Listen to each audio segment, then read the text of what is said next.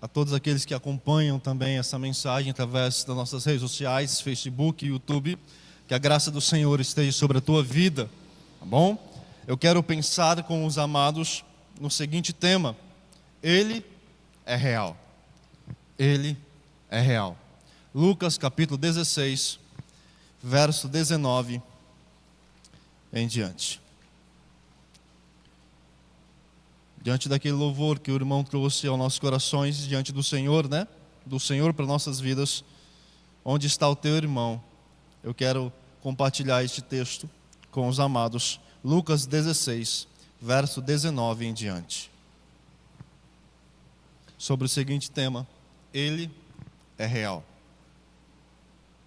Lucas capítulo 16, verso 19 em diante. Amém? Diz assim a palavra do nosso Deus: Ora, havia certo homem rico que se vestia de púrpura e de linho finíssimo, e que todos os dias se regalava esplendidamente. Havia também certo mendigo chamado Lázaro, coberto de chagas, que jazia à porta daquele, e desejava alimentar-se das migalhas que caíam da mesa do rico, e até os cães vinham lamber-lhe as úlceras. Aconteceu morrer o mendigo e ser levado pelos anjos para o seio de Abraão. Morreu também o rico e foi sepultado.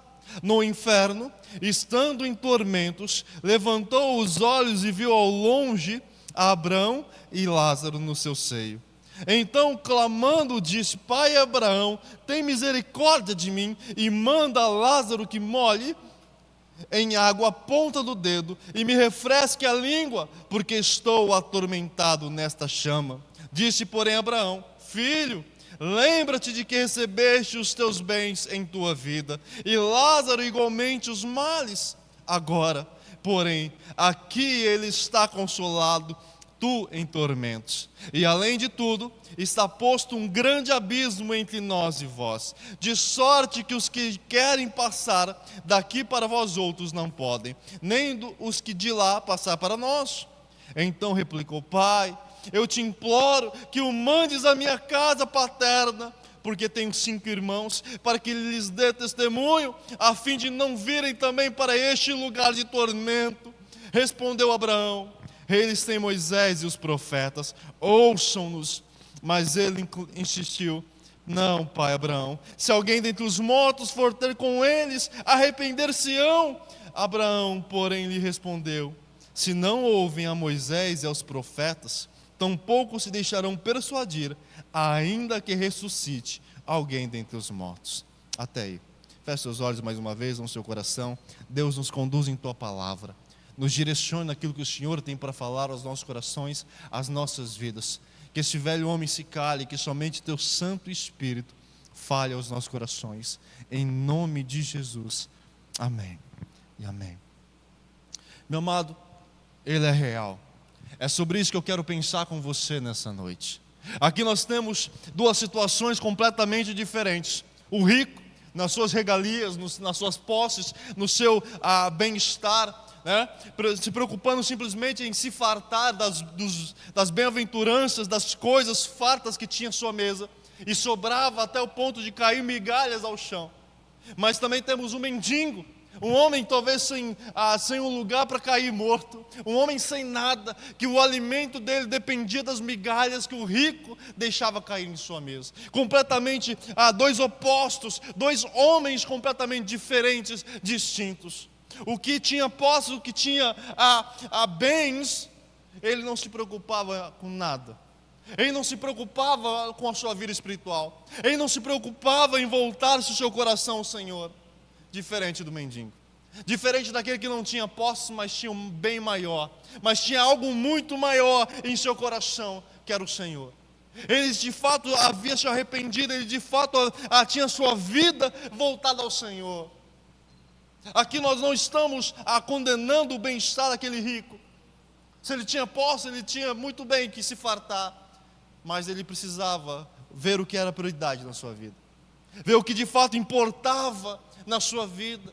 E muitas vezes nós estamos focando tudo naquilo que o bem material pode adquirir, pode comprar, pode ter, esquecendo do primordial, esquecendo da vida espiritual, da vida com Deus, da intimidade com o Senhor, do crescimento espiritual, da vida íntima com Deus, da vida de oração, da vida de devocional, da vida de aprendizado, de crescimento.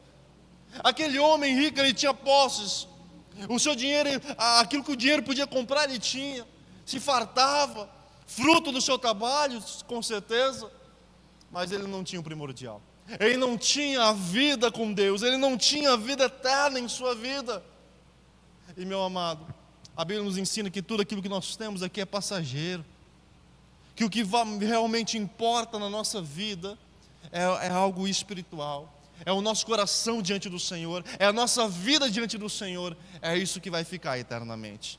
Não são os bens, ainda que você possa lutar, trabalhar com todo direito, você pode ter e deve ter, buscar isso, mas cuide primeiramente da sua vida espiritual como um todo, cuide primeiramente da sua vida com Deus, porque isso é o primordial, isso é o que de fato vai durar gerações, eternidade e eternidade, a nossa vida com Deus.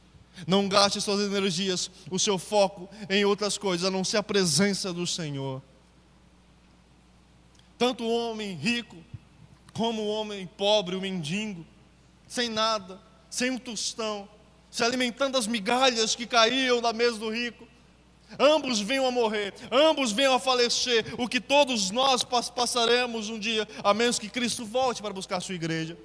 Mas esses dois homens vieram a morrer, a falecer, e diz aqui que o texto: aconteceu morrer um mendigo e ser levado pelos anjos para o seio de Abraão. Aquele mendigo, o que ele tinha de precioso era a sua vida com Deus, era o seu coração diante do Senhor. E quando este morreu, talvez ele não teve um funeral digno, talvez ele não tenha um funeral grandioso, com uma urna funerária da melhor possível, com trombetes, com harpas, com uma equipe toda fazendo festa, talvez tenha sido até enterrado como indigente. Mas quando ele chegou,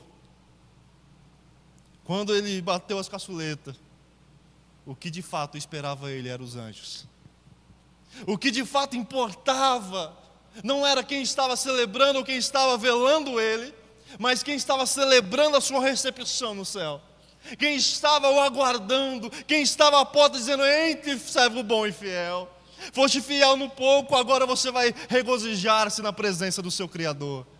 Meu amado, aquele mendigo, ele não tinha nada aqui, talvez a única coisa que ele tinha ainda eram os seus joelhos bons para poder se prostrar diante do Senhor, para poder buscar a presença do Senhor, para poder se alimentar espiritualmente. Aquele mendigo não tinha nada, enquanto o rico, a palavra aqui nos diz que ele foi sepultado, e pronto. Talvez foi enterrado, velado, com a melhor cerimônia que alguém poderia ter, que o dinheiro poderia comprar, a melhor urna funerária, mas ninguém do outro lado para o receber, mas ninguém para dizer: entrai no gozo, servo bom e fiel, mas ninguém para estender as mãos e dizer: vem cá, vem ser consolado. Aquele homem, com todas as posses que ele teve aqui, ele teve que amargurar num lugar de tormento. O verso 23 nos diz: no inferno, estando em tormentos, levantou os olhos e viu ao longe Abrão e a Lázaro no seu seio.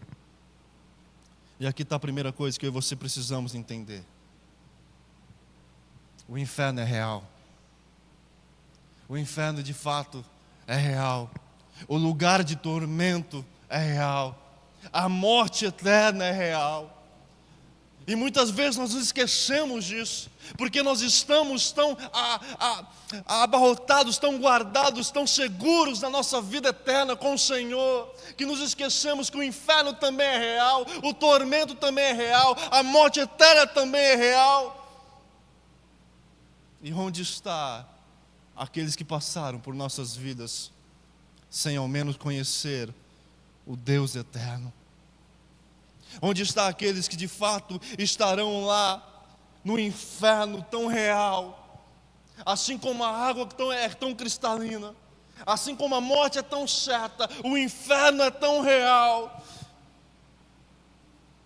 Onde estará aqueles que passaram por nossas vidas e não ao menos nem podemos dizer sobre Cristo? O homem, no seu poder aquisitivo, não poupou os seus esforços, não poupou a sua vida, se regaliou daquilo que ele poderia comprar, mas se esqueceu da eternidade, se esqueceu da vida eterna, se esqueceu que havia uma outra vida depois da sua morte, não se preocupou com isso. Meu amado, nós precisamos entender: o inferno é real, ele existe.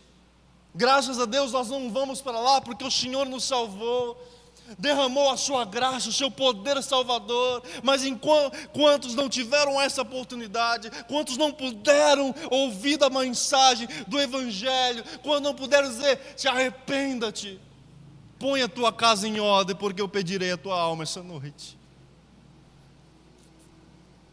O inferno é real. Nós celebramos a vida com Cristo, nós lembramos do céu, do arrebatamento, da trombeta, da cruz de Cristo, da graça de Deus.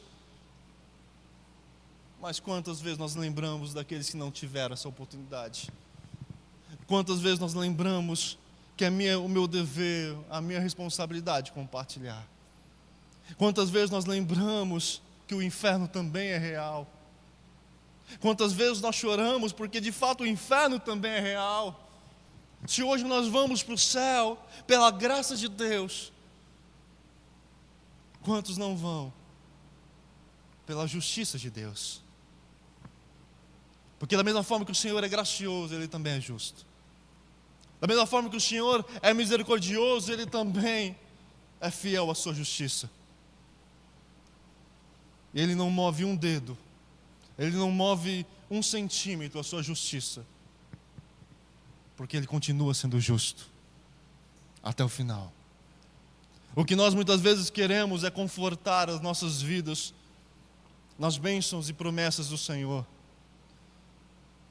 Mas nós precisamos entender que o inferno é real, e que a cada dia estamos mais próximos do juízo de Deus, ou no prestar contas com o Senhor. Estamos a cada vez mais perto, e a Bíblia nos ensina que quando você ouvir rumores de guerra, prepare-se, esteja atento. Nós não sabemos o dia nem a hora, mas é certo que este momento vai chegar, e que nós possamos entender que o inferno é real. Meu amado, esse é um grande alerta para a nossa vida nessa noite. Aquele homem estava em tormentos. Ele diz: levantou os olhos e viu ao longe Abraão e a Lázaro no seu seio. Verso 24 nos ensina: então, clamando, disse: Pai Abraão, tem misericórdia de mim e manda Lázaro que molhe em água a ponta do dedo e me refresque a língua, porque estou atormentado nessa chama. Aqui nós vemos um homem que mesmo em tormentos, mesmo no inferno, mesmo no lugar de tormentos, de dor, ainda continuava com o seu coração arrogante, ainda continuava com o seu coração presunçoso, se achando melhor do que o mendigo. Olhando para o mendigo, diz: Pai Abraão, mande que ele molhe o dedo e me refresque. Como se o mendigo ainda fosse o seu servo, como se o mendigo ainda devesse algum favor a ele, como se o mendigo ainda tivesse alguma obrigação. Meu amado, muitas vezes nós achamos que somos melhores, mas o Senhor ensina que não. Nós não somos, jamais seremos melhor do que os outros. E quanto mais nós nos conhecemos, mais nós andamos diante do Senhor, quanto mais nós vamos aprendendo de Deus, nós vamos vendo o quão falho, o quão pecador, o quão miserável nós somos. Aquele homem, mesmo sendo atormentado, mesmo estando num lugar de tormentos, ele olha e diz: Pai Abraão, manda que este mendigo molhe o seu dedo e me refresque, como se ele ainda fosse alguma coisa. Tem certas coisas que Deus não se baseia pelas palavras, mas sim pelo coração. E a palavra do Senhor diz que o coração é corrupto, é enganoso. E o coração do homem, ele leva à presunção. E se o homem não controlar o seu coração, não controlar os seus anseios, os seus desejos, esse o corrompe, esse o destrói. O grande alerta que eu vejo aqui nesse verso é o Senhor falando: olha, cuide do seu coração. Cuide para que você não seja tão presunçoso quanto esse homem, que mesmo num lugar de tormento, mesmo ardendo em chamas, mesmo vendo todo aquele momento, aquela situação em que ele estava, se achou melhor.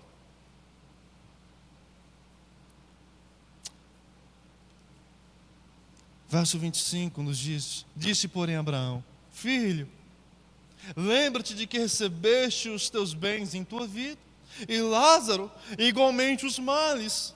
Agora porém aqui ele está consolado, tu em tormentos.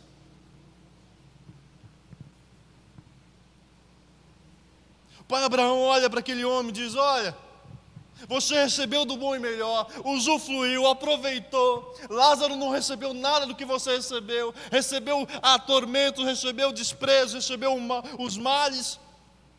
Você teve a oportunidade, mas Lázaro escolheu o melhor. Ele escolheu dedicar a sua vida, consagrar a sua vida ao Senhor. Você aproveitou os seus bens como quis. Você aproveitou os seus recursos como quis. Não se queixe do resultado. Não se queixe das consequências. O Senhor nos dá as oportunidades para nós crescermos, aproveitarmos. O Senhor nos dá a semente para nós plantarmos. Depois nós não podemos reclamar do que iremos colher, porque nós estamos plantando e vamos colher exatamente aquilo que estamos plantando. Verso 26 nos diz: e além de tudo, está posto um grande abismo entre nós e vós, de sorte que os que querem passar daqui para vós outros não podem, nem os de lá passar para nós. Então replicou: pai, eu te imploro que o mandes à minha casa paterna, porque tenho 5 irmãos, para que lhes dê testemunho a fim de não virem também para este lugar. O que esse homem está dizendo? pai, nós não acreditávamos, nós não achávamos que era real, mas é. Então mande alguém que avise lá que esse lugar é real, que esse lugar existe, para que não venham para cá. Nós não acreditávamos que era real, nós não achávamos que isso iria acontecer, mas esse lugar é real. Então mande alguém que avise lá em casa os meus irmãos, para que não venham para cá. Assim como o céu é real, o inferno é real. Assim como desfrutaremos da glória eterna, pessoas desfrutarão do tormento eterno.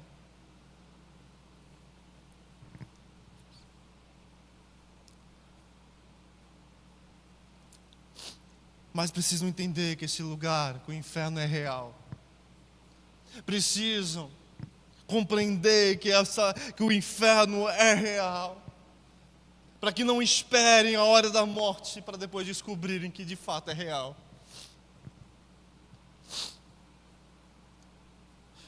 Mas o verso 29 em diante diz: respondeu Abraão: eles têm Moisés e os profetas, ouçam-nos.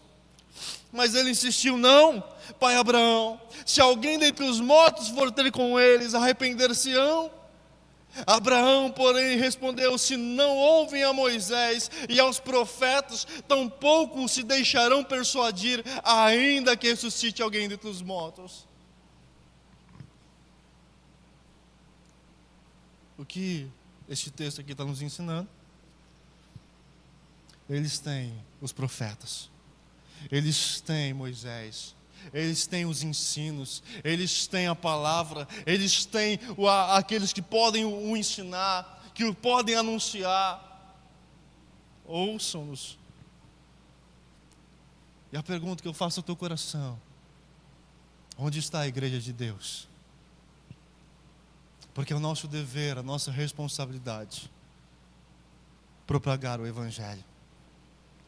É a nossa missão, o nosso dever anunciar, falar a respeito de Moisés e dos profetas, falar a respeito daquilo que foi dito, daquilo que foi feito, da mensagem do Evangelho, uma mensagem de transformação, de restauração, de perdão. A palavra de Deus nos ensina: conformosos são os pés dos que anunciam coisas boas. E a palavra nos ensina como ouvirão se não há quem pregue, como pregarão se não forem enviados. Meu amado, é nossa responsabilidade anunciar, dizer é real, arrependei-vos porque o inferno é real, a morte eterna é real, o tormento é real. Não é porque eu e você não vamos desfrutar disso, graças ao Senhor, que Ele deixa de existir. Ele continua sendo real. Ele continua sendo real. Esse homem descobriu depois da sua morte, como muitos começaram a dar ouvidos depois da sua morte. Obrigado, meu irmão. Fé é pequena, hein? Precisa do maior. Deus abençoe. Mas, meu amado, que nós possamos entender que o inferno é real e que nós precisamos anunciar, compartilhar. E não somente isso, quando nós entendemos isso, quando nós entendemos que o inferno é real, quando nós nos colocamos na brecha para dizer: Senhor, eis-me aqui, envia-me a mim, o inferno começa a se levantar, diz: não, ninguém vai falar, ninguém vai anunciar, ninguém vai dizer a respeito desse Jesus. Não, aqui não, os meus, ninguém vai compartilhar essa mensagem. E é onde a igreja começa a se levantar e dizer: Senhor, em nome de Jesus, eu preciso falar do teu amor, eu preciso falar da tua graça. É para isso que a igreja existe, para compartilhar do amor de Cristo. Nós temos visto, meu amado, quantas igrejas têm sido fechadas, quantas igrejas têm sido perseguidas, quantos irmãos têm se calado, escondidos, porque não podem anunciar abertamente, se escondido em cavernas, mas continuando pregando o Evangelho, continuando levando a Bíblia, ainda que paguem o preço de morrer por isso, ainda que paguem o preço de ceifar suas próprias vidas. Eles estão dizendo: nós precisamos avisar que o inferno é real, que o lugar de tormento é real. E há um Salvador, há um Cristo Jesus, há alguém que morreu na cruz para pagar os meus pecados, ainda que eu seja um miserável pecador e não mereça. Entenda essa mensagem. Que possamos, como igreja, anunciar para os seus vizinhos, para os seus parentes, para as pessoas do seu serviço. Se eles vão crer, se eles vão acreditar, isso não é papel seu. É o Espírito Santo de Deus que convence do pecado, da justiça e do juízo. Mas o nosso papel é, como atalaia do Senhor, anunciar, se levantar e dizer: olha, Cristo vai estar vindo e o inferno é real.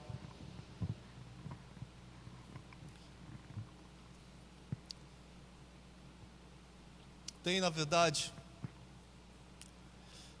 dois hinos, um cântico e um hino. O hino eu não estou me lembrando muito bem da letra, mas tem um cântico que diz: o que você deu a Deus valeu, pois foi a mim que alcançou. Um por um nos vi a grande multidão, que alcançada foi por sua consideração, cada gesto de amor, sacrifício dele. Meu amado, vale a pena servir ao Senhor e dizer: é real o inferno, não queira experimentar. Desfrute da graça de Deus. Volte o seu coração ao Senhor. Ainda que o seu coração se farte das boas coisas deste mundo, mas entenda que o inferno é real e o lugar de tormento ele existe. Que nós possamos, como igreja do Senhor, anunciar. Hoje, na hora do almoço, tinha um grupo de uma igreja lá perto do Rondon do Jussara, com faixas, compartilhando o evangelho, falando, distribuindo folhetos. A maioria talvez ia pegar o folheto e jogar fora, mas como igreja estava dizendo: olha, ouça essa mensagem, olha, o Senhor Jesus te ama. Meu amado, que nós possamos compartilhar dessa mensagem em todo o tempo, que as pessoas possam ver isso na sua vida. Elas talvez não vão ler a Bíblia, mas elas devem ver a Bíblia em você. Que Deus conduza o teu coração e a tua vida, em nome de Jesus.